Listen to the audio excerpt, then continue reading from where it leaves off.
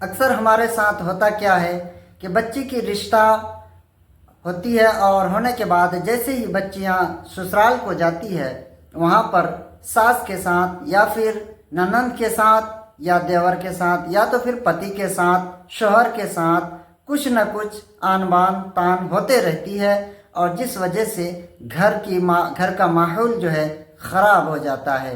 تو آج اس سے بچنے کے لیے اور سسرال میں خوش رہنے کے لیے آج ایک ایسا پاورفل وظیفہ میں آپ کو بتانے والا ہوں۔ یقین جانیے ہماری ہر نئی دلہن کے لیے یہ وظیفہ بہت ہی پاورفل ہے، اور پرانے دلہن بھی اس کو آزمائے، اس سے فائدہ حاصل کرے۔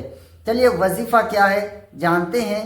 اس سے پہلے چینل پر پہلی بار اگر آئے ہیں تو سبسکرائب کر لیجئے اور بیل آئیکن کو دبا دیجئے، ویڈیو کو لائک کر دیجئے۔ حصول برکت کے لیے آپ اس ویڈیو کو ہر نئی دلہن کے پاس یا جس کی شادی ہونے والی ہے اس کے پاس ضرور بھیج دیں، اور یہ ہماری ماں بہن کے لیے بالخصوص ہے، اور خاص کر کنواری لڑکیوں کے لیے جس کی شادی ہونے والی ہے۔ تو آپ وظیفہ کو دھیان میں رکھیں۔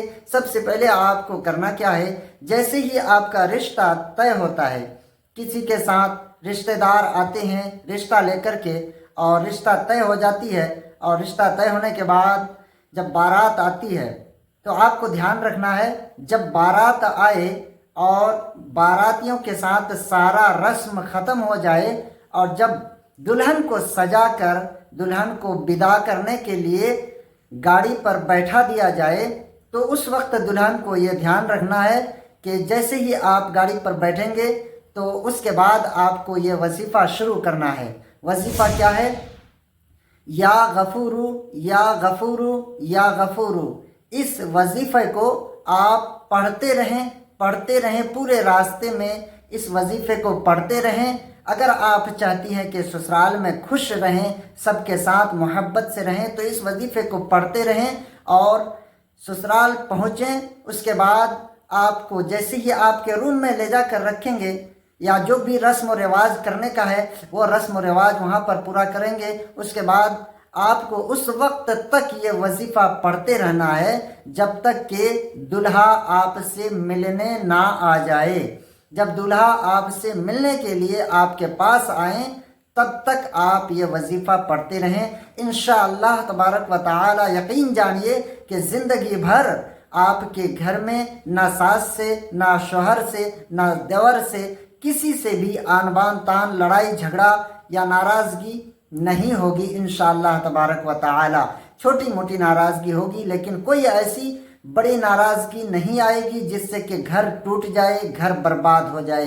یہ اللہ تبارک و تعالی کا پاک نام ہے، اس نام کو آپ ضرور کیا کریں، اور ویڈیو کو حصول برکت کے لیے شیئر کریں۔ اللہ تبارک و تعالی سے دعا کرتا ہوں کہ رب قدیر اپنے حبیب کے صدقے میں اور اپنے تمام صحابہ کرام، تمام انبیاء اور نیک صالحین کے صدقے میں اللہ تبارک و تعالی ہماری ماں بہن کو خوشحالی کی زندگی گزارنے کی توفیق دے، اور ساتھ میں ہمارے بھائیوں کو بھی چاہیے کہ وہ رب کائنات کے اس پاک نام کو ورد کیا کرے، تو انشاءاللہ آپس میں محبت بنی رہے گی۔ ویڈیو کو زیادہ سے زیادہ شیئر کر دیں۔ السلام علیکم ورحمۃ اللہ وبرکاتہ۔